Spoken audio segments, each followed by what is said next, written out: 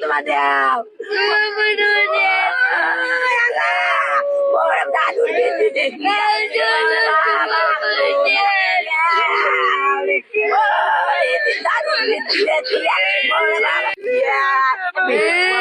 বাবা ফিরে দাও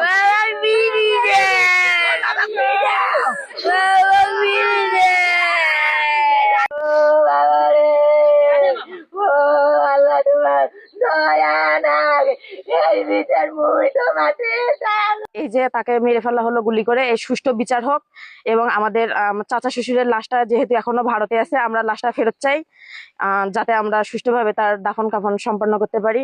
পরিবারের লোকজনের সবারই আশা থেকে, মারা গেছে এটা তো আমাদের জন্য অবশ্যই দুঃখের, কিন্তু তাকে আমরা নিজের চোখে দেখবো এবং দাফন মানে মুসলিম সম্প্রদায় যা হয় আর কি, দাফন কাফন সম্পন্ন করা, এটা আমরা সুষ্ঠুভাবে করতে চাই। ঘটনা কি ওই যে ওই বলে ভারত বলে গেছে গরু তার কাটাকাটি না গরু নিয়ে যাচ্ছে বলে, তারে না ওই যে বিএসএফ দেখছে, দেখে বলে গুলি করছে, এইটুকু আমরা জানি।